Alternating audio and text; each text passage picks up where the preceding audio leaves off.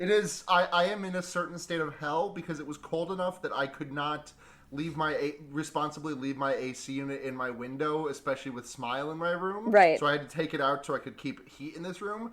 But also that means that on a day like today, where it is slightly warmer than it has been for the last week, I am just kind of forced to just retreat to my nakedest and just kind of sweat it out. That's synchronized. No, I kind of do understand it. Yesterday it was really gloomy and rainy, so I decided to go on a walk like a normal person does. And so I put on several layers, but I was also going to the grocery store, so I was going to be carrying a lot on the way back. So I was excessively sweaty. So it really is. People are like, oh, I love this temperate weather of the fall, but it's so hard to mitigate, like to situate yourself in a place where like you're just gonna be comfortable all the time. I mean, because the temperature here has been like so unpredictable that it's not even like on Tuesday, I think it was like 30 degrees. I'm not going to calculate that for you.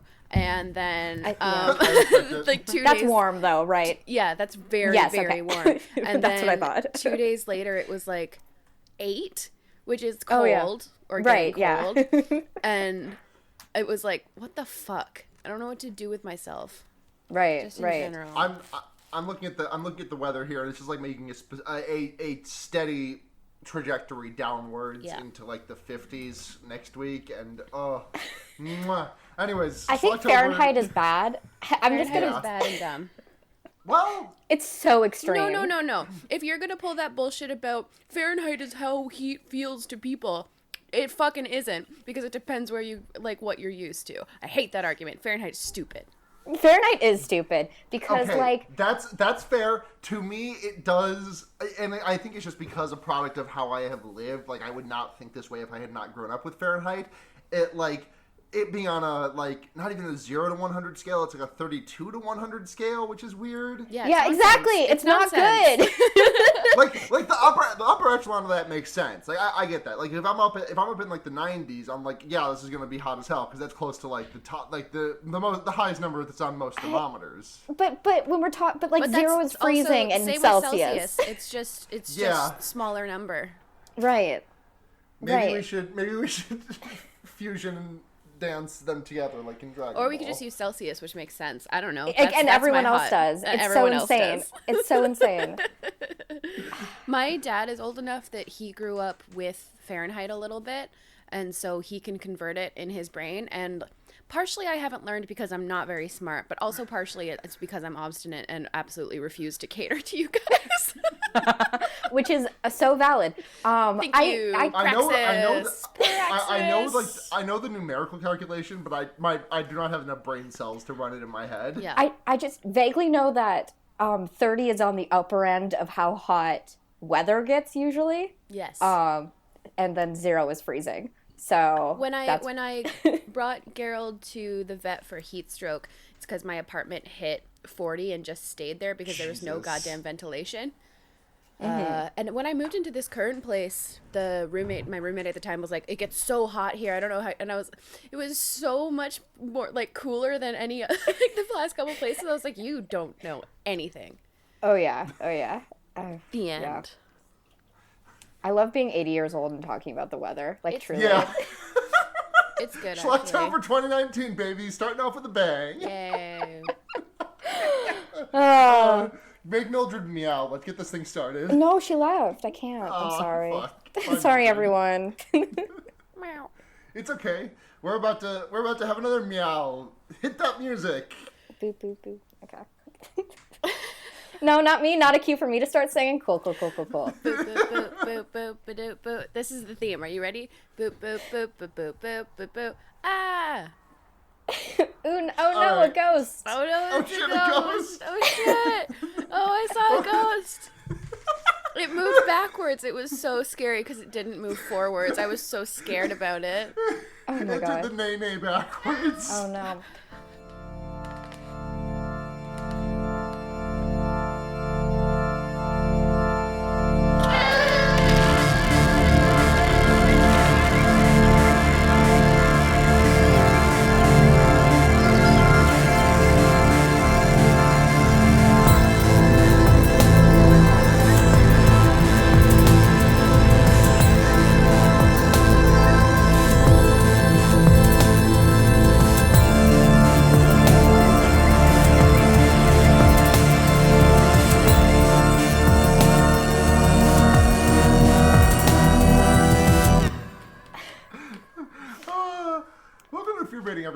it's your number one sequel? Best podcast. sequel I've ever seen in my life podcast. For sure. Easily. To be clear, that was not me being unsure about what superlative I was attaching to this podcast. That was me, like, the superlative of this podcast is sequel? Sequel? You know what? Okay, we'll not get into it. I'm Blair. I'm Sarah. This kind of is a sequel to your other movie podcast that I don't think anyone knows about. Yeah, One Star Cinema. Who could forget? Yeah, in a way. It, like, by the way, Seda, I did not understand what was happening in the song you wrote, like, what the words were in the song you made until, like, a year after we stopped doing Yeah, One Star I know. Cinema. Oh, also, I'm Seda. Hello. Hi. Yeah, Seda's here. Seda's here to help us kick off Schlocktober 2019, motherfuckers. It's a celebration of all the worst horror movies we could dredge up. What's up? We got some fucking stinkers on this. I feel like last year we had like a couple of movies that were like actually like okay. Like, yeah. I thought the 2009 Friday the 13th was like, that was fine. It wasn't like abhorrent. We watched Halloween 3, which I thought was I think that's actually like Season good. of the Witch. Yeah, no, it's so good. Is the thing. This year, I don't know if we have anything redeemable on this list. Which is good because it's what we want to do. Really, right? it is. And when I saw the list of movies that we were going to be watching this month, and I saw your name, Seda, attached to Blair Witch 2: Book of Shadows, I like fully lost my mind Blair, because Blair. Huh? It's Book of Shadows, Blair Witch 2. Is it really? Because that's That was not me fucking up the title. It is literally called Book of Shadows, Blair Witch 2. Okay, because you said... I sent Blair a screen cap earlier of a conversation we had on Facebook in 2015 where I had watched Book of Shadows, Blair Witch 2 for the first time. And I posted it on Facebook, like, PSA, an IMDb, like a screenshot of an IMDb message board that's like, Book of Shadows, Blair Witch 2, 2000. The worst movie in the history of mankind? And I posted it like, hey guys, here it is. And the thing that blew my mind, the first comment on it, I think about this constantly, is that one of my friends said, hey, if you haven't seen it, there isn't a Book of Shadows in the movie. And they never talk about it. And I was like, what the fuck? They don't. It isn't. It's just nothing. It's just nothing. It's just not even in there. Oh my god.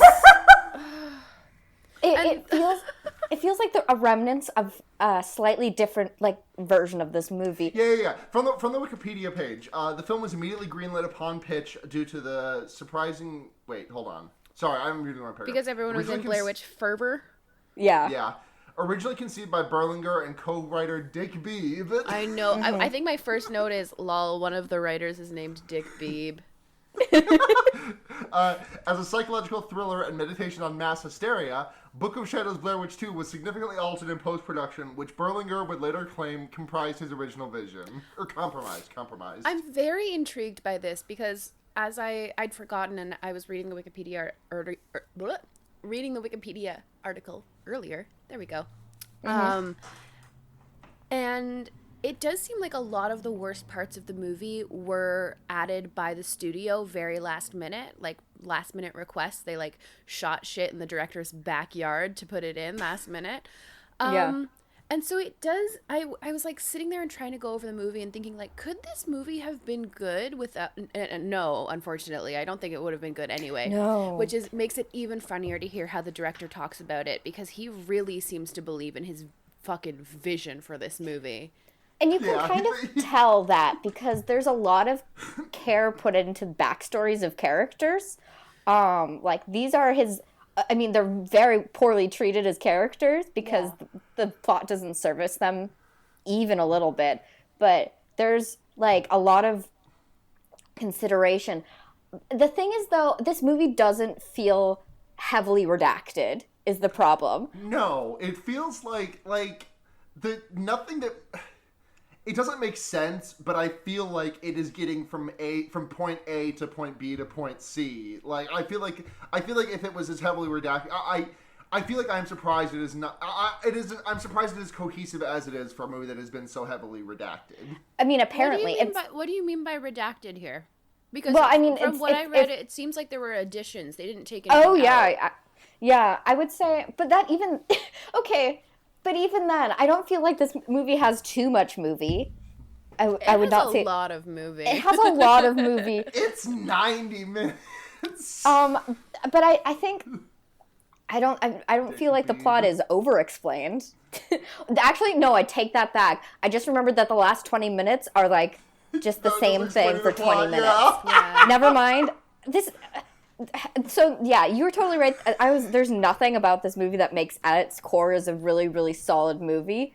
But I actually totally feel that there's some deep care by a very untalented person that was put into this movie. Well, so the director had never made a movie before. Like, I mean, he'd made documentaries, but he never made like a fictional film. And it's some of the ways that he talks about it, he seems to be very up his own ass about like, well, the Blair Witch was basically bad for fucking documentaries because documentaries aren't about shaky cameras. Documentaries are about truth and humans and blah. And it's like, shut the fuck up. And so he tried to purposefully not do the documentary thing, which I guess is where the insane camera work comes from, where he's like, I want to show that this isn't real. Well, yeah, dude, but like there's still some like cinematic rules that you could follow that might make your content better.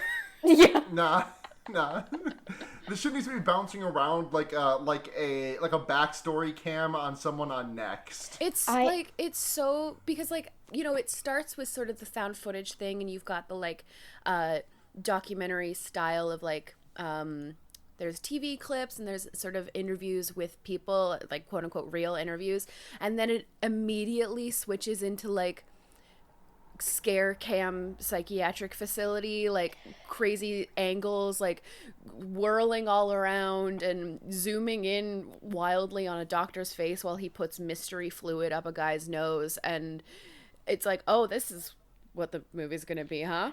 Yeah, it is shot sort of when it actually is shot like a movie. Heavy scare quotes on all of those words. Yeah. Sort of more like a new metal music video. Absolutely. Yeah. Yeah, we have this. When it happens, the psychiatric like ward sequence, I guess. Yeah. It feels like a different movie was spliced into this movie.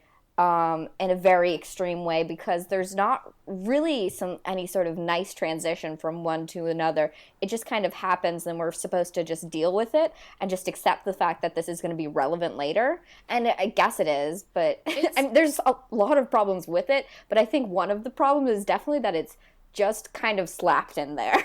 Yeah, it's very much so. And I mean, this movie suffers from that a lot, part of which is the studio thing. Like the studio wanted it to be scarier and have more elements of horror, which is why we get the weird like torture sequences that sort of just flash in and out of the film at random points.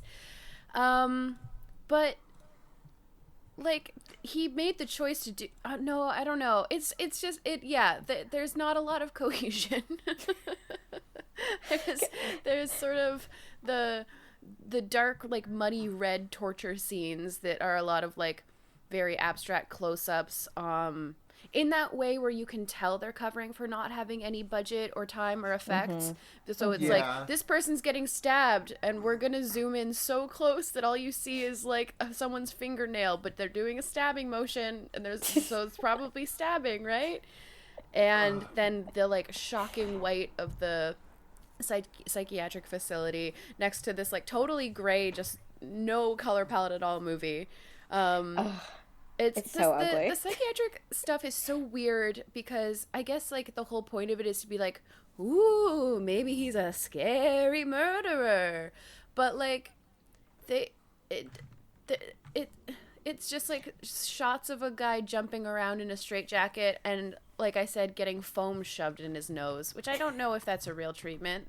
I don't think so. I don't think that's a real treatment. No. I don't think that's how brains work. Fucking this movie opens with like that like reel of everyone talking about the Blair Witch Project, right? Like clips from like, news. Yeah, people stuff. who live in the town that the Blair Witch Project was set in. Right, but immediately before that, it starts with like the news broadcast. Sure, like Jay Leno Conan talks and about Leno it. and Ebert.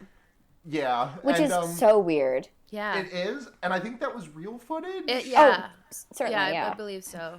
But when I was trying to find this movie and trying to set up the stream and everything, the video was like extremely heavily data moshed, and I was like, oh, that's actually pretty cool. Like, it's a bit of a commentary of some kind. I don't exactly know what it's trying to say, but I'm interested to see what this. And then I realized that it was just the video file fucking up. The thing about this movie is that it really believes it is trying to say something. Yeah. Oh my god. It thinks it's the fucking king shit of fuck mountain of thinkers. Yeah.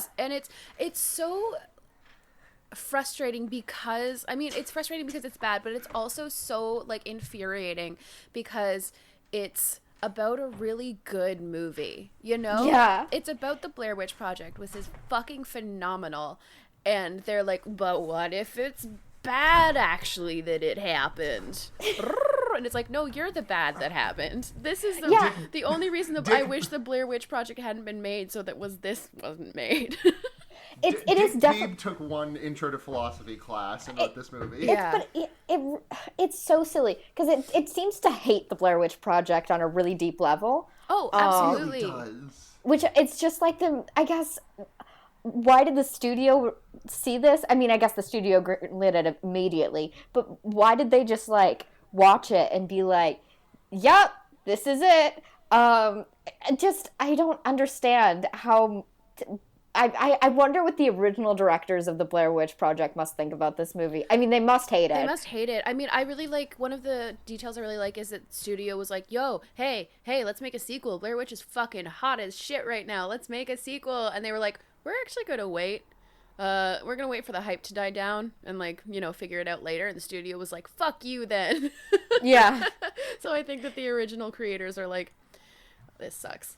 Yeah. I don't think that they've been involved in any of the sequels, right? I don't believe so. I mean, I sure hope not. The one that came out more recently wasn't even supposed to be a Blair Witch sequel, was it? It kind of was. It was about the brother of Heather. It was like, going back into the woods. But was it written for that purpose, or did they repurpose it later? I mean, it's a little. I don't know any of the production information about the movie, but it is kind of central to the plot that he's her brother. Okay, I'm probably thinking of a different film then. Yeah. Though, yeah, it's interesting. I don't really like Blair Witch 2015. I believe that's when that movie came out, 2015 or 2016. 2016. But it definitely threads the needle that this movie is, I think, trying to thread better. Yeah.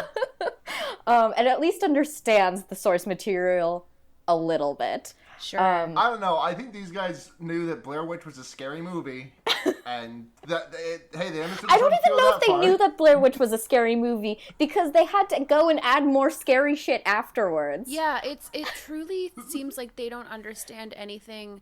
They don't understand anything. End of sentence. No. But about what made the original movie, what made Blair Witch Project so effective, and also in a meta sense, that's not the right word, but they don't seem to understand what's scary about the Blair Witch as a monster. Right. Because they just sort of turn her into like generic... A girl walking backwards. Yeah, like girl walking backwards who makes orgies happen. Mm-hmm. And it's like, what is that? What? Yeah. So I mean, that's pretty normal. Every orgy I've ever been a part of has been started by a ghost. Oh, yeah. I mean, all sex involves ghosts. That's just science, baby. Honestly, yeah. If you ever have sex, that's not you doing it. That is a horny ghost who has possessed you and decides to take your partner to Plowtown. Exactly. Well, everything is ghosts. Mm-hmm. Yeah, everything is ghosts. So the tofu I'm going to eat for dinner. When I eat that will be ghosts. Yeah, it's soy ghosts. Soy ghosts. Ghost food. God Ghost damn it, food? that's my indie pop band name. Soy ghosts. Soy ghosts. Soy ghosts. So our cast of characters, our motley crew, as it were. I didn't even give them names in my notes, and if you say the names, I'm not going to remember them. I wrote them down as the tour guide, the writer, the girlfriend, the witch, and the goth. Yeah, so that's about right. So Yeah. Jeff is the tour guide. Jeff is the guy who looks like who looks like the bassist from guitar, like the band in Guitar Hero 3. He looks like every generic bassist in a pop punk band in the year 2000. Yeah, absolutely. Yeah. And he's the one who is in psychiatric care. Yes. Yes. Which is just alluded to, like, they never even say what he did. They're just like, no, he's crazy. He's just movie crazy. Yeah. Yep. Then there's the researcher who's Steven. Yeah. Yep. And then his pregnant girlfriend. Yeah. Tristan. Then we have the witch who's Erica, and then Kim. Kim masterfully portrayed by Kim Director. Is the goth psychic. Yes. I love that this movie does the inexplicable thing of having a witch and a psychic. Like, right. Usually, but only one goth. Yeah, like they have like hippy dippy witch, who's very like Wicca, you know, love the earth, women, good, fight the power, whatever. What is it she says? Blessed be? Yeah, a lot of that. Okay. And then the goth, who seems significantly more powerful than the actual witch. Yeah. Which is wild. Yeah. It's very funny. Yeah, because she's like an actual psychic or whatever. Yeah. But for some reason, the witch is like the catalyst in some way. Yeah. In as much as anything causes anything to happen in this movie, yes. Yeah, this movie's just kind of like a chain of events, and you're just like, why did this happen? And the answer is because that happened just before. Even if it's like, hey, why did a ghost show up? Oh, it's because there were dogs across the river. The goth's introduction is so good. We love it. It's the one good part of this movie. It's very good. We meet our cast of characters sort of like in minus the goth in a van. They're gonna go on a tour. We get some quick exposition about how Steven, I guess I did internalize their names a little bit, I really didn't think I had, is writing a book about the phenomenon around the Blair Witch Project, about like mass hysteria and like whether it's real or not. He doesn't think it's real. His girlfriend thinks it's real. One of the things that I think killed me about the movie this time around is that buried in there, without meaning to, I can see how they could have done some interesting things. Like, there's the dynamic between the writer and the girlfriend. The reason that she's written down as just the girlfriend is that's her role for the entire movie. And there's a couple things where he'll be like, all of my work, and she's like, our work? And it's like, oh, it's you, without meaning to, are almost making a point about the women's labor being erased, which is kind of interesting when you think about the feminized the violence against the Blair Witch and like the misogyny in witch hunts and that kind of thing, and how that could be explored. They don't care though. No, they don't. They just want to flash the camera and do a Dutch angle for no reason. Lots of those. And it's like people just like using Dutch angles, I guess. They don't mean things. I think if people don't understand what signals mean, they'll just do them and just assume that they're doing... I mean, they are technically, on a very basic level, doing something, but nothing meaningful, which is very frustrating because this movie, it's not hard. Yeah, no, this movie constantly displays a complete lack of consideration for what camera work means. Right. The camera seems to just be a tool, which makes sense. Again, this guy was a documentarian, where in documentaries, for the most part, you're sort of like just shooting what's in front of you. And of course there's a perspective there, but, you have to be a little bit more deliberate in fiction, because you're creating the whole thing. Yeah. And there's just none of it. It's just not even thought about, other than being like, well, this part's scary and weird, so the camera is angle now. We put camera on side because scary. It's like, dope. Wow. You fucking love it. Yeah. Oh god! But they meet the goth and they go set up camp, right? Yes, And right.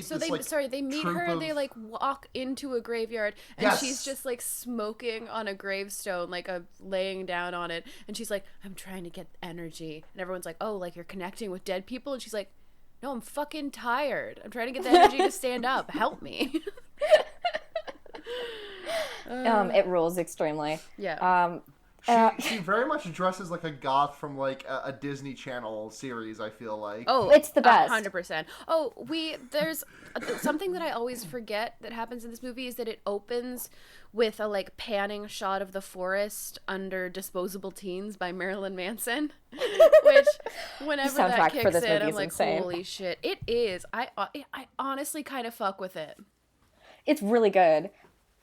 So they all commingle around the ruins of Rustin Parr's house. Yeah, I guess because that's a location in the Blair Witch Project. It's but okay. Because that's where the last movie ended. Was that? But it didn't look anything like. Anyway, it's fine. They set up in like a random forest. They made the ruins out of styrofoam. Like it's so funny, and it makes because one of the plot points is like, oh, there's a tree here that wasn't before. That really makes me think that they were like, fuck, this is the only place we can build these stupid ruins, but there's this goddamn tree in the middle. Shit. Oh, where'd this tree come from? It's like just bad improv. Yeah, totally. Oh, completely. I love the and again, something else that like was almost explored but not is the way that locals are capitalizing on the mythology. And so the tour guide, he makes a living selling like dirt and stuff from the forests and like making stick figurines and selling them to people online. Yeah. And this is just like the new way that he's capitalizing on it, is doing these tours. And there's a very funny moment where another tour group comes up to them and is like, no, we're touring all the Blair Witch stuff. I love that idea, just being like, just the complete like destruction of the illusion of being alone in the woods because somebody else is doing the same stupid shit that you are. Yeah, exactly.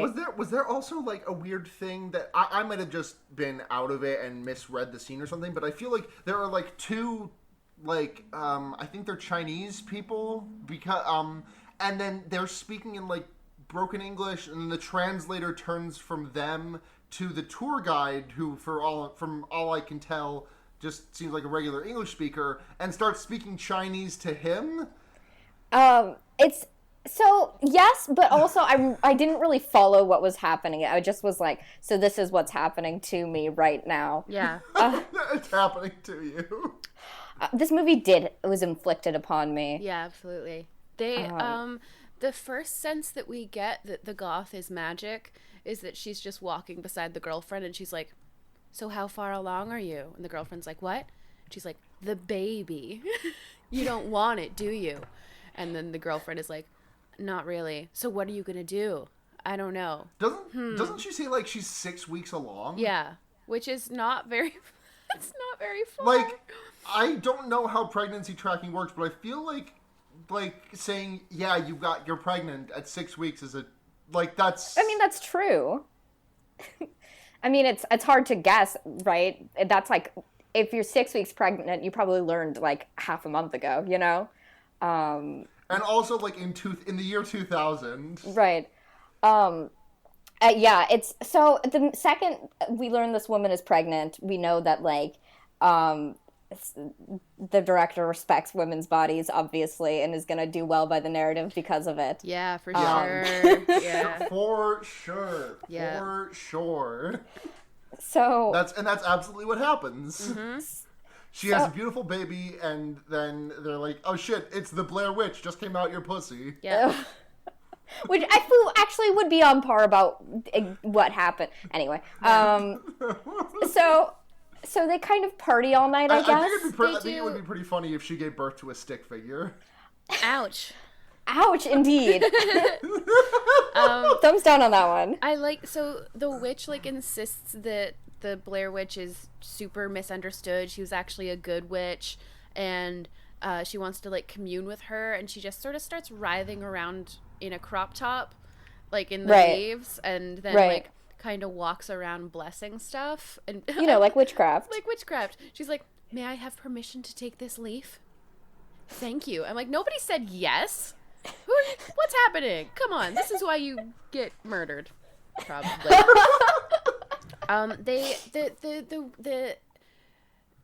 It's, oh man, it's the thing we were talking about where this movie doesn't seem to like or understand or like at all the original. They make fun of the protagonist, Heather Donahue. They do like a joke. It's like, how many Heather Donahues does it take to screw in a light bulb? And then do like a screech to be like just one, to make fun of her for screaming in the movie. Oh, that gets under my nerves because like Heather is one of the best horror protagonists of all time, and one of the reasons she's so good is because she is unlikable and makes mistakes. It's one of the best things about her. And so to see this fucking movie with these goddamn characters making fun of her, I'm like, how dare you stand where she stood?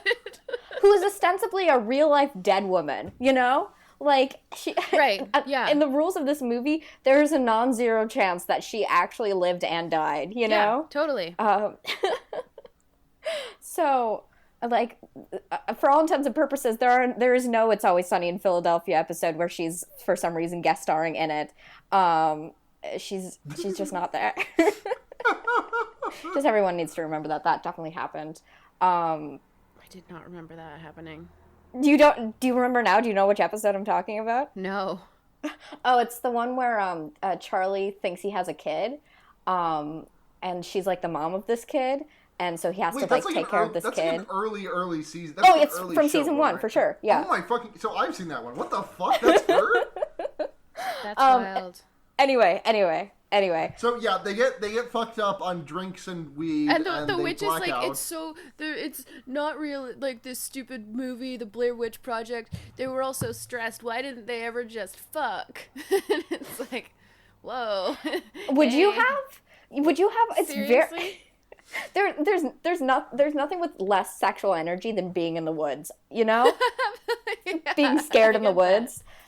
The most realistic part of this movie is that the tour guide is hitting on all the women by like filming them really close and being like, I want to make a film about you, like just exploring your life because you're like so interesting. That's incredibly That's it. realistic. That is definitely it. Yeah.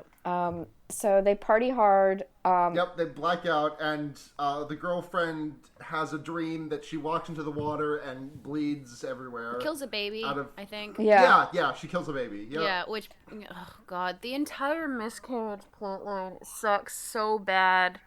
It does. It's almost comically poorly handled. Yeah, you know? literally. Like, every single, like, cliche you could think of like not centering a woman in these stories, like it's so like her pain, the only thing the miscarriage is about is the pain of the dude. It's like shocking. Mm-hmm. They truly don't give a shit about her at all. And like she expresses guilt over the miscarriage because she didn't want the baby, and the thing is, the movie sure does seem to blame her. Like, the movie isn't being like, oh, she has this misplaced guilt. The movie really seems to be like she didn't want this baby, so it died. Right. Yeah, she psychically willed the baby out of existence. Yeah. Yeah, so they wake up, and it's papers and shreds, and that's a whole thing, and they can't find, like, this dude's book he was writing is like in shreds everywhere. Yeah. And they can't find any of the tapes that they had. And the goth has a psychic vision.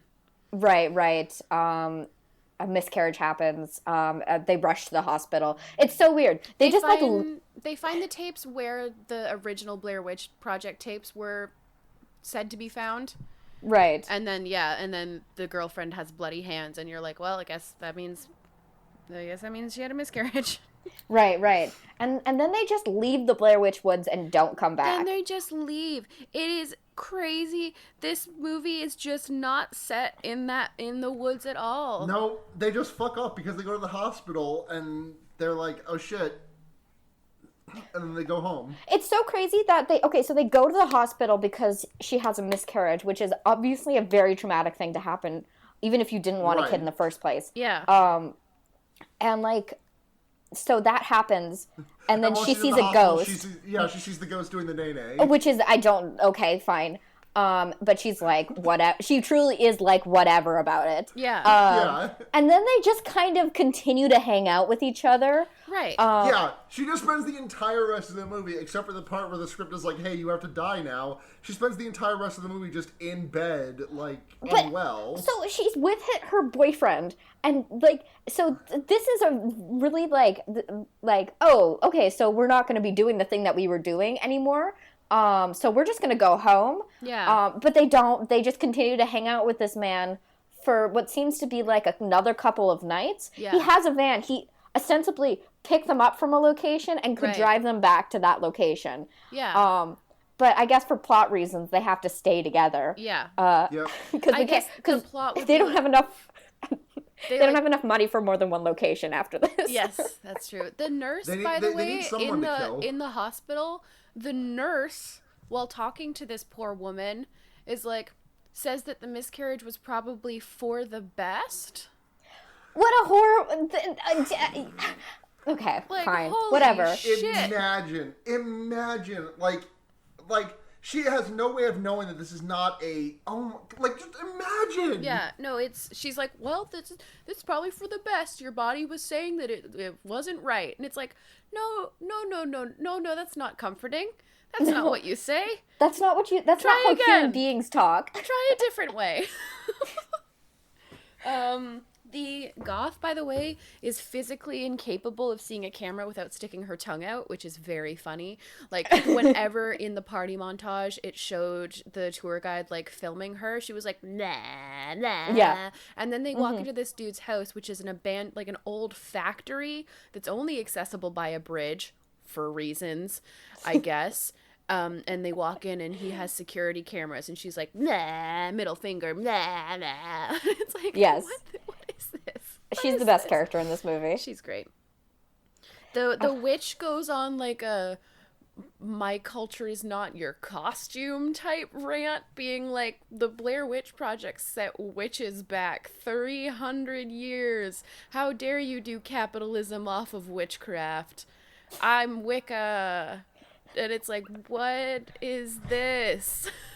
What is this? It honestly, to me, character. having read the like snide way that the director talks about the first movie, to me, this feels like the witch character complaining about the way that the movie impacted witchcraft, to me, seems like a direct analog for the director complaining about what the first movie did for documentaries. Right. Because Absolutely. he's like, documentaries aren't about shaky cameras. Oh, yeah, Blah. absolutely. Like, 100%. Documentaries are about telling a story, which is why that's what I did with my movie. And it's like, It's weird that he puts those mouths in one of the characters that he has, like, obviously some of the most contempt for in this movie. yeah, totally. Like, I mean, he just has a lot of contempt for the women characters in this movie. Oh, so much. Yeah, Yeah, much. it's just his self-insert, Yeah. Jeff, Yeah. who's obviously his self-insert because he's the one with the camera all the time. And he's got the layered t-shirt and a goatee situation. So, yes. But even then, you know, he seems to, like, deeply hate him because he's like, what if he's crazy but in a bad way? Yeah. You know? Yeah, I think that he kind of jumps between the two dudes because he's definitely also the, like, hashtag rational Steven, you know? Where, who's like... Rational Steven is the, my new atheist YouTube channel. I was gonna say a dark future for Steven Universe, but I think I like your joke a little better. With Status fills me with less dread. Yes. So. Though if we do think about me doing a heel turn to become like a right-wing YouTuber, that's a pretty dark timeline. It's a pretty dark timeline. Oh man, I don't know what I would do. I think I would rather see a fictional character who I like turn to the alt-right than I would see a good friend of mine turn to the alt-right. Yeah. If it happened to Seda, I would have to assume that you were just doing a bit that you were super committed to, or body snatchered. I was recently like reading old like I was trying to find old dumb stress dreams that I'd had, so I was like reading old Tumblr posts and tweets where I talked about dreams, and I got reminded of a dream I had that I was really overcommitted to the bit of pretending to be a realtor online, and I changed my Twitter handle to not my MILF, not my madness. And I like I think it was supposed to be a play on like not my circus, not my monkeys. But it was not my MILF, not my madness, and I just kept pretending to be this like realtor. And this was just a dream I had. It also sounds like a bit you would have done when you were 19. I know. Yep. Oh my god. Oh boy. Life imitates art. It sure and does. dreams are art. Dreams are art. This movie seems to think that. So suddenly they're, watching the film. They're trying to figure out what happened in the, 5 hours that this is so funny to me because they're like, what? Why would we forget when we've been drinking copiously and smoking weed all night? Why, just because we're doing that, why would we forget and then pass out? That doesn't make any sense. It's like, what? Guys, you were getting super drunk and high. Yeah. It would, if I woke up and didn't remember some shit from after that, I'd be like, yeah, I got really drunk and high in the woods. Like, what? But they're trying to, reconstruct what happened from the tapes, and there's a time code goes all crazy, and then they see a naked lady dancing around a tree, and you're like, ah. And it's the witch. Yeah, they find that out later. Yeah, oh yeah, that's right. Because Jeff does not yet know how to, and does not know where to find the enhance and zoom buttons on his keyboard. Oh, and so this, I think that they were trying to be psychological, but just ended up confusing in a lot of the things of that are real versus not real. I think that the witch does seduce the writer, but it's also maybe a dream. I think it's a dream because she scratches things scratches things. She scratches. She tries to gashes. Him, yeah. Yeah, and then they're and then they blink and it's not there anymore. Yeah. And they're just sitting across the table from one another. But they also seem to both have had that vision. Yeah. It's not just one of them is confused about the situation. They're both like, whoa. But it's such a sucky scene because, first of all, it's the dude being yes, it's understandable if your partner has a miscarriage. Of course, you also feel pain, but this movie only focuses on his pain, and then she's like, wow, you're really tense. Oh yeah, because he's like, oh, my girlfriend is still really sick, and she's like, the witch is like, well, then how come you look sad?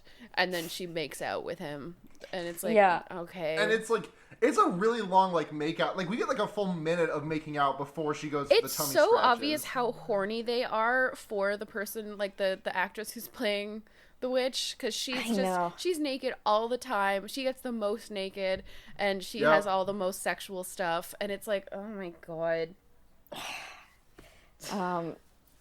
Everybody's women. And throughout the course of this movie, everyone's getting rash marks that look like what is it? They're sigils.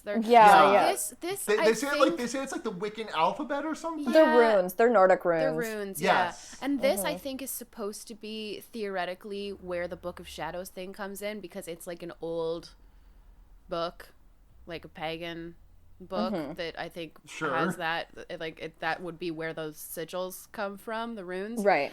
I don't know.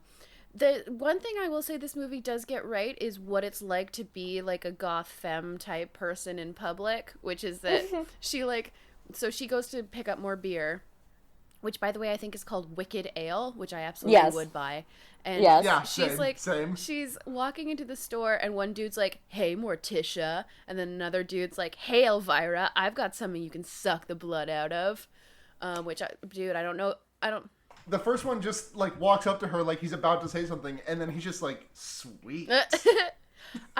So you know how on the internet there became a meme about big titty goth GF? Yeah.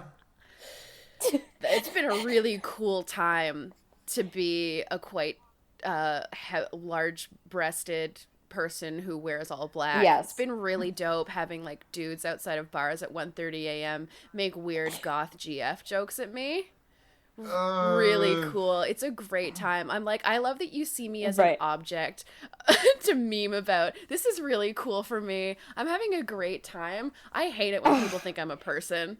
I'm a meme. I'm just the meme. Yep, that's what I am. Thanks, bud.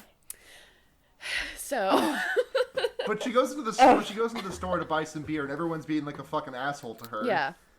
And she goes to the counter and has this altercation with this woman named Peggy, and is disgusting. Like, "Fucking take the money. Just take the money. I will take my beer. Keep the change. Fuck you." Right. Yeah. I mean, it gets pretty heated and like physical, like this altercation. But like, she does just end up throwing what I assume is probably like a 10 at this woman, and just like taking everything. She puts her beer in a huge paper bag, which I don't think is necessary, but I guess is fine. And then she sees a bunch of little kids from the past. Yeah, they're all, which you know, because they're wearing Newsies caps. And... Yeah, I guess I did understand. They have a 1930s filter over them. Yeah, I guess I did understand what this movie was trying to telegraph, but it's confusing insofar as that they just showed 3 like kids beforehand. Yeah. And, like, and now we're like, these kids are different, ghost kids. And I'm like, okay, yes, but also, if I'm not paying that close of attention, and you really haven't encouraged it so far, I'm not going to notice that. And she goes home, and she's like, hey, dude, I fucked up your car, and has, like, a vision of the tour guide in, like, the electric chair. And then the van is all fucked up, and the witch gets raptured, pretty much. So one thing that I read is that originally the director wanted to have all of the interrogation scenes just happen in one interrupted thing at the end, so the movie would like sort of ramp up to them being interrogated. I think this is maybe the only positive change that the studio added, because having it flash back and forward I think is way more effective. Right. Yeah. Because it makes more sense. Way more sense. And one of the things that it does is that it slowly reveals that more people survived than at least I expected. Because in the original, nobody survives. Everybody dies. And so and then, you know, when you just see the tour guide getting interrogated, you're like, oh, I get it. He's the suspect. And then, so right here, it's kind of revealed that the goth is also alive. And is this when you die. Is this when we meet the best character in the movie? Or was this a little bit later? The sheriff. The sheriff. So the sheriff is kind of a character like spread throughout the movie. Yeah. His name, by the way, is fucking Cravens. Yes. Yeah, Sheriff Ronald Cravens. Absolutely. Ronald! He sounds like he would sell pork rinds. He looks like he would sell pork rinds. Like he's like the Colonel Sanders of like pork rinds, you know? Yeah. Sheriff outfit and everything. It's Sheriff Craven's pork rinds. Oh my god. Yeah. Because he's in 30 years. He's got he's got like a sort of like a gray, slightly curled mustache like not, but it's like if you didn't curl your mustache but just had enough to curl it, that's what it would look like. He like, so he's interrogating the people, but then also like we flash back, and this scene is so weird. So he calls the tour guide and he's like, turn on the TV, and the tour guide's like, I'm fucking busy, and he's like, turn on the TV, and then they turn on the TV to see that the other tour group got murdered and they say that they got arranged in a pentagram, but when we see a picture later, they're just sort of they're just sort of laying there. Yeah. Right. They just are. It looks like they're like laying down and being like, I don't know, what do you want to do today? I don't know, what do you want to do today? Just like a beautiful summer afternoon in the grass. That's not what a pentagram is. Nope. But yeah, and so the sheriff is in the background of a news report being like, hey, you see me? I'm coming for you. Because I think you killed these people for some reason. Which is not how police work. Nope, sure isn't. Does. Nope. You typically don't give them a courtesy call beforehand so they can, like, get a head start or whatever. Yeah. But they don't, is the thing. Like, they don't. Yeah. They just... So I guess that's fine. I guess that works out in the sheriff's favor. They just kind of chill. An owl just sort of flies through the window and dies in a crucifix pose. I don't know. There's a moment earlier where in the middle of a crazy montage, it cuts to the goth having an intense staring contest back and forth with an owl for too long, and then the owl isn't there, and it's like, okay, Right. Is the owl the witch? What is this? Owls, I don't understand what. I mean, I guess I do because they've got those faces and they're out at night. Sure. But they're very stupid animals, so I don't understand why they're like that, you know? That's why I'm wearing my owl onesie right now. I want it to be themed. Yes, That's what I'm yes. at. Perfect. Yeah. So, on her drive home, Kim fucks up the van. Yeah. Right. By driving it into a tree at 3 miles per hour. Yeah. Right. Because she saw But she's zombie fine. children. She's fine. Yeah, she's fine. She drives home. And then then she the pulls. van looks a lot more fucked up than she remembers it being. Yeah, and she also like reaches into the bottle to grab her beer, and there's like a bloody nail file in there. But like the way that it's shot, just kind of looks like she pricked herself on it and bled all over it. Right. I guess I that's wasn't paying the enough point. attention. I'd sort of not. I was looking away from the screen more than at the screen by this point, I believe. Right. Yeah. I didn't see that. Fair and valid. And yeah, then, so she pulls out, Yeah, they see that. I guess they do enhance, and they realize that the person dancing naked in the woods is the witch. There's a ghost. The bridge collapses while the writer's on it, and the girlfriend correctly leaves him to die, but unfortunately the other ones rescue him. Yep. Yeah. And then there's dogs barking. Yeah. Right. I feel really bad. Well, there's dogs barking because at the midpoint of the movie they go to Jeff's place, Jeff the tour guide, and there's like barking noises. And he's like, oh shit, run. And then he closes the door and then he points to a speaker and it's like, haha, fooled ya. Yeah, it's his security. But then Right. someone goes outside later and there's actual doggies. Yeah. I feel really bad for the actress playing the girlfriend because she's good and she really seems to be giving it her all. And the movie and the script and the character do not deserve it. Because No. Not at all. They're making her go movie crazy. She's like jumping in circles on the bed and doing laps and just yellow wallpapering all over the place. She loves to jump and fucking yell. She loves to cast her magic spell. Yes. That's exactly what it is. And like she's seeing the Blair Witch's dreams. Yeah. And the actress is really, really trying to sell it. You know, Yeah. she's really being like, yes, this makes sense. This is what my character would do. I believe this. I believe what I'm doing. And it's like, you bless don't her have heart. to. You don't have to.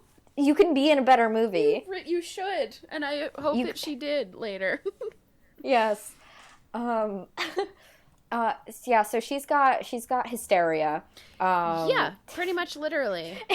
In like the most misogynistic sense. Yep. So that's a thing. And she starts talking backwards and says widdershins, Right. which is Widdershins means like counterclockwise, right? counterclockwise. Yep. Right. Yeah, and then they realize, And then we they're have like, to wait a watch minute, the this is tapes her talking in codes. backwards. Yep. Right. And they turn the tape backwards, and VHS is such a stunning feature because they play the tapes backwards, and suddenly it's There's it's 5 all more footage. minutes of content. Yeah, it's just 5 minutes uninterrupted of just like orgy footage. Yeah, so this is weird. They all pretty much get naked and they're all dancing and fucking and whatever. But like Tristan, the girlfriend, is just fully clothed and waving a stick around. And I don't know what. Listen, when you're Right. when you're pregnant, you have to sit the orgy out. Yeah, I guess so. And at this point, they also like the goth goes to like find a phone book, and she finds like a file that's a dossier on all of them, and the tour guide is like, "Those aren't mine." And I don't know what this plot point is supposed to be. Because it doesn't come to fruition in any No, it sort doesn't. of meaningful Does way. not resolve in any way, shape, or form. And I wonder if that's like. I wonder if that's like a thing that like was supposed to be resolved, and then the studio stepped in and was like, "Hey, we want it like this or whatever." But I don't think they took anything out. yeah, you're right. Never mind. That doesn't make any sense. Maybe they just put in this thing about the dossier to be like, okay, we need to add some mystery. I get because like if you take it because I do tend to believe the tour guide when he's like, "Those aren't mine," because that seems to be the more interesting option. But, Right. then I don't know what the fucking... I don't know whose they are then. And also, if they are his, then yeah, why like- would he have them? Yeah, I don't know, because it's not like a... It doesn't go to a cabin in the woods style, like, I need this type of person to sacrifice or whatever. It's just used to be like, hey, Steven, you used to be a good man. Look at picture of you in graduation cap. How'd you get here? It's so insane. It's so insane. I feel like the script of this movie was written like a NaNoWriMo project, insofar as there are plot threads that are started but just completely abandoned Absolutely. because we have to finish this by the end of the month. Yep. But they find the witch's corpse, and then Tristan's like, "Woo! I'm crazy. I'm the Blair Witch." Yeah. Yeah. So It's just This is so stupid. everybody accuses each other of murder, whatever. And then, the girlfriend, like, she goads the writer into killing her so easily. And he's like, she was begging me to kill her. She, like, runs up a bunch of stairs and wraps a rope around her neck. And then basically is like, hey, push me off the stairs. And he's like, fine. And then he's like, she insisted. She made me do it. She forced me to kill her. And it's like, no. He looks at the camera and says something really stupid afterwards, and I wish I'd written it down. Fucking witch. Yes! Oh, and it's like ostensibly 48 hours ago. I mean, you might have had some relationship problems, but I doubt it was this bad. What happened? Well, okay, and here's the other thing about... So, at this point, pretty much, we get the reveal that, like... So, they watch all the tapes from everything, and then it's like, things didn't happen as they remembered. Like, the goth actually killed the store clerk, which she doesn't remember doing, and it shows the tour guide, like, hiding the witch's body, and it shows that instead of begging to be killed, the girlfriend was, like, begging for her life. I found this part uncomfortably real, because the sheriff is like, oh, what, you killed her because she wouldn't sleep with you?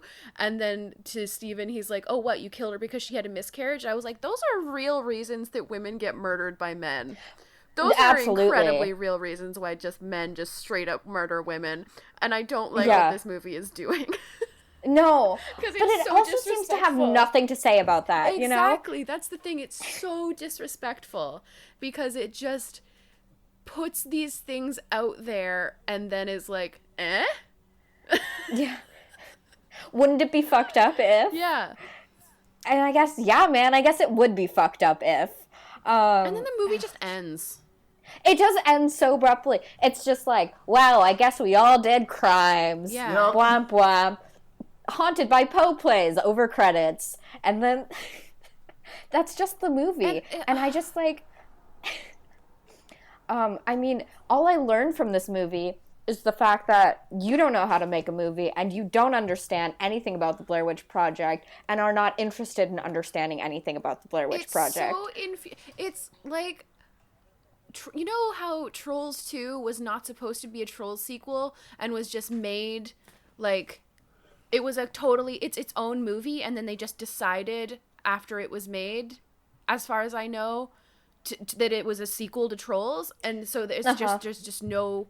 That's what this feels like, except Wait, sorry, are we talking about the animated movie Trolls? No, the horror movie. Oh, Troll. Troll, yeah. Yeah, Troll 2, Troll, yeah. Troll. You troll, you get one. You Yeah, get just the one. And then you get two. Then you get two. You get one, but you get two of them.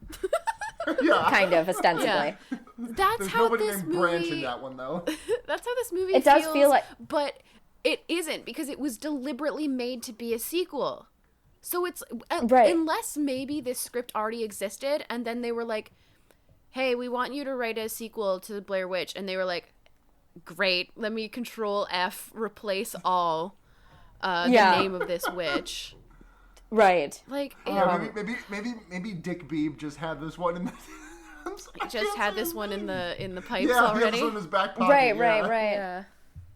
I mean, it's very possible. It's just... It's So- the Blair Witch is just so good. The Blair Witch Project is so fucking good. It's so so annoying. And the thing is, it never should have gotten a sequel anyway.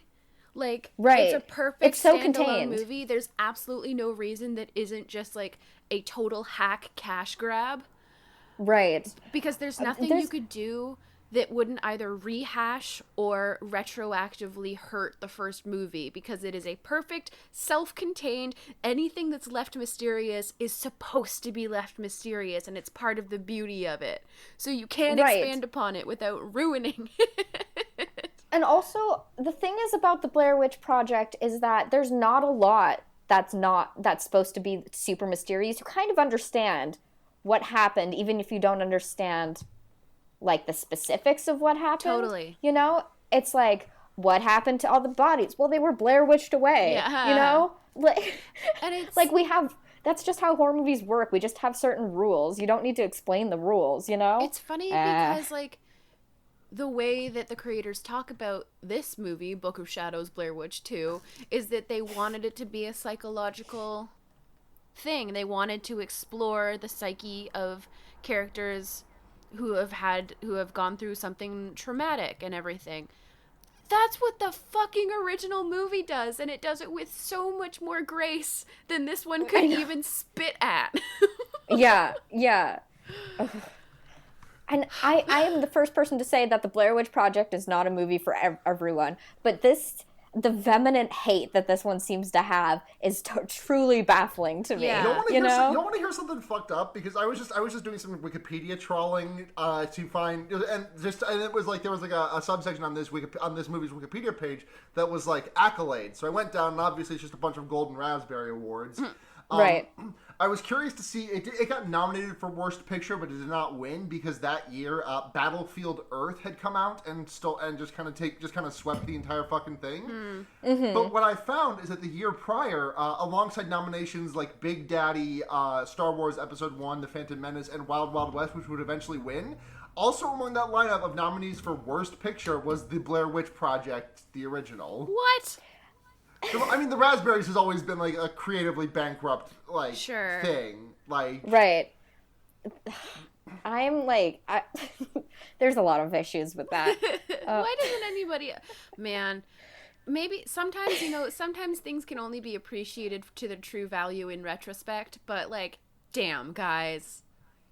Right. I mean, not even in retrospect. I think the thing is that, like, Blair Witch was unanimously well received upon release, except for people who were like trying to run contrarian. And then, like, I literally, when I was like going to our Twitter to look at questions, I saw a tweet about this that was just like all of the parody and like mocking of the Blair Witch that came out in the years immediately after its release really soured like public perception on it in a way that like kind of obscures the fact that the original Blair Witch is a very good and very scary movie. Right. It's in a very similar but different way. I kind of point to the fact that like Brokeback Mountain's entire thing in media was like the entire media coverage around it was just like kind of just gay jokes, at least in my experience of it. Totally. Right. The movie itself is just like this tragic, heartbreaking story about like two gay men in love. It's so the Brokeback Mountain thing is so interesting. So when I first watched it, I get so fucking mad about Brokeback Mountain. So I'd been out for a while already, but I was the only gay person I knew. And I watched it with like all my straight girlfriends in high school, and so they thought it was hilarious. And so I was like, I guess this movie sucks. I don't know. And then I watched it a couple years ago for the first time with like another gay person, and I was like, this movie is incredible. Yeah. This movie's so fucking good, and I'm so mad that I didn't get to love it when I first saw it, because the cultural context around it was so garbage. Mm-hmm. Right. It was such a bummer. Yeah, I'm also mad about Brokeback Mountain, unfortunately. Yeah. Just mad online. Some of the most rank homophobia coming from ostensibly liberal media. Like, what year was that? That was like, what, 2007, 2008? Earlier. It was whenever... Yeah. What I always will remember is that it was snubbed for Best Picture by Crash. Oh my god, I know, right? And I knew this. I hadn't seen Crash or Brokeback Mountain, but I knew that Crash had snubbed Brokeback Mountain. Then we watched Crash in school for some reason. There's no academic value to the movie Crash unless we want to talk about like I don't know, white guilt or whatever. But so we watched it at school, and I was like, man, this movie's not good. First of all, I thought it was going to be the car fucking movie. Second of all, it was just really horrible, just like a not good movie. Yeah. Interesting fact is that Crash won Best Picture that year, and I don't think took home a single other Oscar for anything. No, sorry, they took home an editing Oscar. Which is dubious too. Whatever, it's fine. The Oscars aren't real. Nothing's real. It's true. So I think I first watched Blair Witch. I was like 12, I think. So I would have watched it in like 2003. And I was definitely one of those people who was obsessed with like. I became obsessed with like proving that it was real and then proving that it was fake. And I would like research all the time. The internet was like going in 2003, but it wasn't to the level it was today, so you could really find a lot of evidence in all directions. And I was 12, right, and I knew that it so I was I was old enough to know that it wasn't real, but young enough to really, really, truly in my heart of hearts believe that it was real. The secret real. Yeah, exactly. Classic. So I guess I'm one of the people that this movie hates so much and is making constant fun of. Yep. Yeah, you don't deserve it. Right? No, you don't. Justice for 12-year-old Seda. So normally we do ratings on a 0 to 5 scale, but for Schlocktober this year, I want to try something different, and I haven't flown this by Blair or anyone. So if this sucks, we're gonna just erase it edit it out, pretend it never happened, and ask for a 1 to 5 scale. So what I'm gonna ask is this movie bad to the point that it's enjoyable, bad to the point of that it's enjoyable, asterisk only if you are not sober, or just bad to not bother fucking with? I think that's good. I think that's a better metric for movies like this. Yeah. Because that's sort of the question we end up asking ourselves even after we rate it. You know, it's like, well, it's not good, but also I enjoyed watching it, is that sort of situation. For this movie, I feel like I'm of two minds. It's I'm not gonna come away from this movie feeling other than deeply, deeply mad at it. Yeah. But it's sort of a way I enjoy, I think, because I know I can just always go back to the original Blair Witch Project and just enjoy that for what it is, you know? Yeah.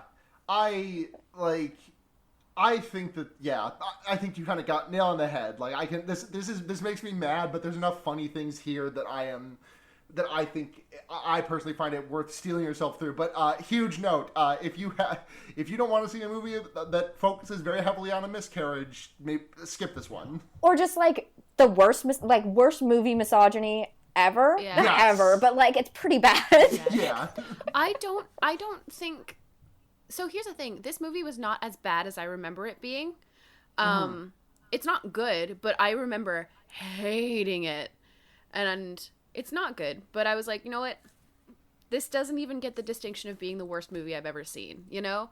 Right. It's, for me, I truly don't even get enough, like, fun anger or disappointment out of it for it to be worth it. So I think this one, I would be happy just tossing into the void. I don't think that it has any reason to exist, and I don't think there's any reason to watch it. I respect it. Yeah. I think I own this on DVD somewhere, because I bought. It's hiding next to your CD-ROM game.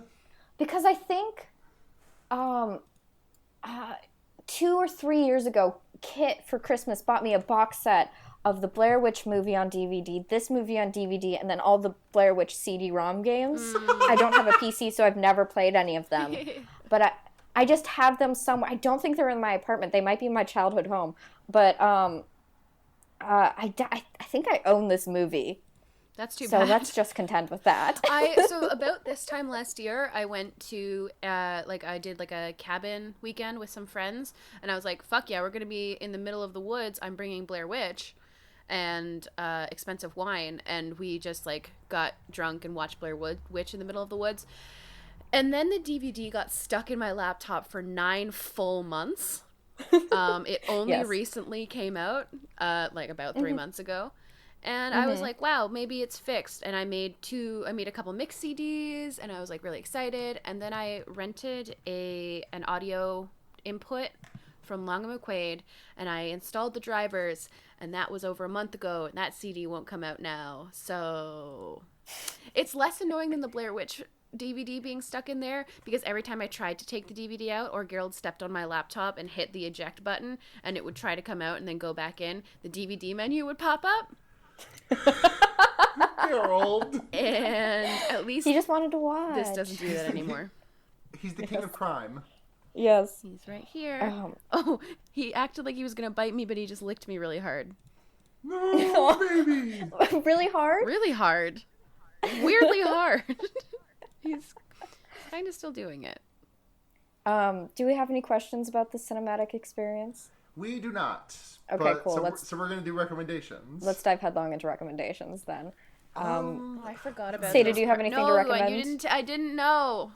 I'm sorry. We'll go, there's two of us you can wait Yeah. through, so that's fine. Just don't listen to anything we're saying. Yeah. I need to think for a second about what I'm going to recommend, because I feel like I've tapped out my recommendations and have not delved into anything new recently.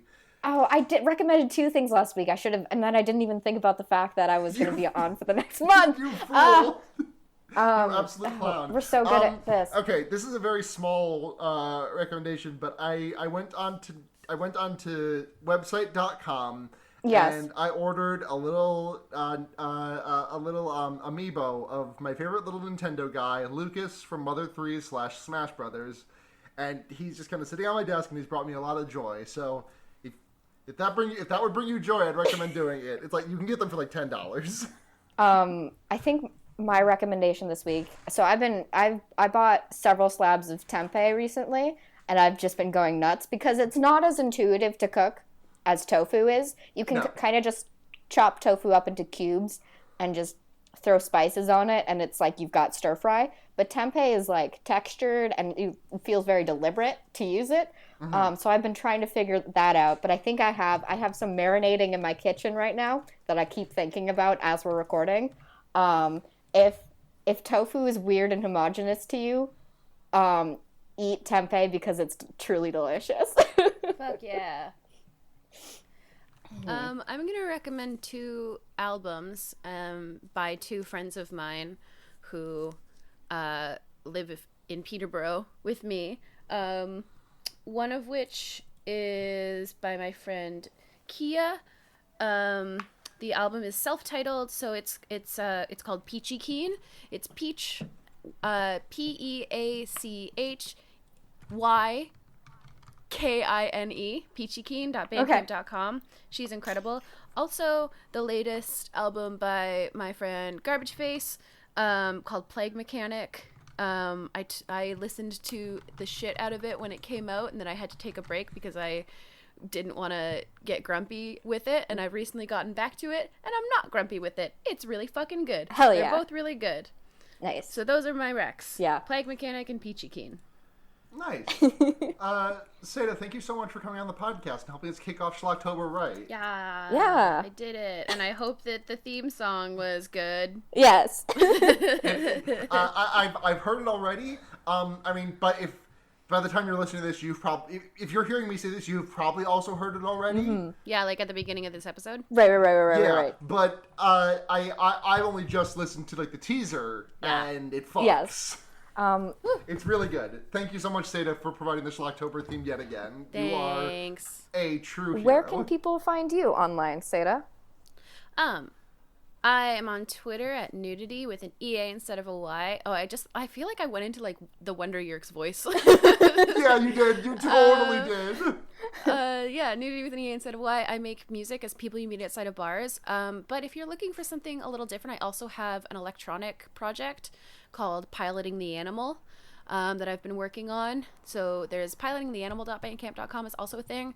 And I make a podcast called Music for Molehills. I've made a podcast called Music for Molehills that is solving small problems with little songs. Mm-hmm. It's around. Mm-hmm. And I'm on another podcast with 2 weirdos who I'm not going to talk about. Yeah, I don't even know who they are. Yeah. Yeah. I would really, never bring them up. I don't know why you associate with them. No. Right. If you want to find me on the internet, you can do so at Blair Kitsch on Twitter, or you can listen to the other podcast I'm on with someone else and another person who's also someone else, the Animorphs Reading podcast called The Wonder Yerks, where we reread Animorphs. Oh, that's weird. I've never plugged it before, I don't think. So I was like, oh, how does this happen? Yeah, because I'm normally the one going first. Right. You can find me on Twitter at sunhatzhenya, SUNHATZHENYA.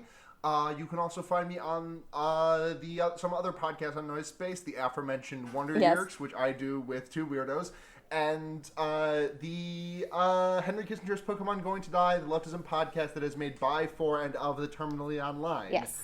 And thank you very much to NoiseSpace.xyz and our overlord Matt GameCube for helping to support and host this podcast. And if you want to find us elsewhere, fear-baiting everywhere.